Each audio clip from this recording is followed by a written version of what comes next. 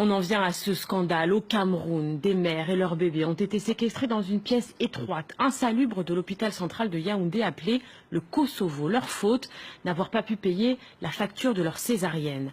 Elles ont finalement été libérées après la publication de leurs photos sur les réseaux sociaux.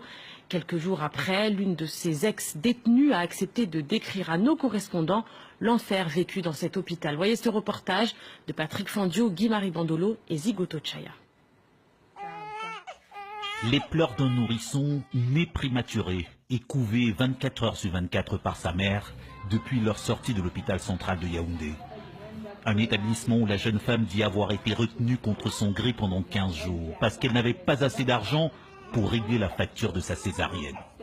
Sous anonymat pour protéger sa fille, elle est une des rares à oser raconter son calvaire et celui d'une dizaine d'autres femmes séquestrées en plein hôpital. L'hôpital central, il y a une salle notée A35 appelée le Kosovo. Donc le Kosovo, c'est une salle des femmes qui sont prisonnières, qui n'arrivent pas à payer les frais de l'hôpital. Dans la pièce, il n'y a que 3 lits. Le reste des personnes, on étalait les nattes au sol, même sous les lits. Là-bas, il n'y a ni lumière, ni on fait les selles au sol. Les filles pleuraient, d'autres avaient déjà fait 3 mois. C'est là où elles ont commencé. Je pleurais aussi, elles sont venues me consoler. Cette fameuse salle A35, la voici, filmée ce matin, fraîchement nettoyée. Grâce aux photos qui ont été prises fin juillet, l'appel au secours des jeunes mères retenues ici est parvenu hors des murs de l'hôpital. Une affaire qui fait scandale, révélée et relayée sur les réseaux sociaux par ces lanceurs d'alerte, révoltés par le traitement infligé à ces mères indigentes.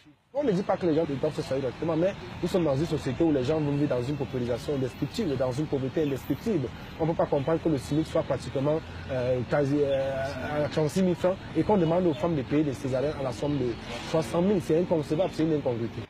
Mis en cause, le directeur de l'hôpital nie toute séquestration et évoque même une manipulation. L'hôpital central n'est pas une prison.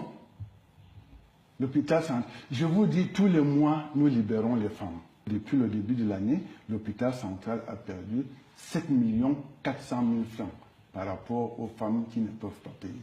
La jeune femme n'aura été libérée qu'après règlement de sa dette par une bienfaitrice. Une histoire devenue le dernier symbole en date d'un système de soins trop cher pour les plus de 8 millions de Camerounais vivant sous le seuil de pauvreté, avec moins de 900 francs CFA par jour.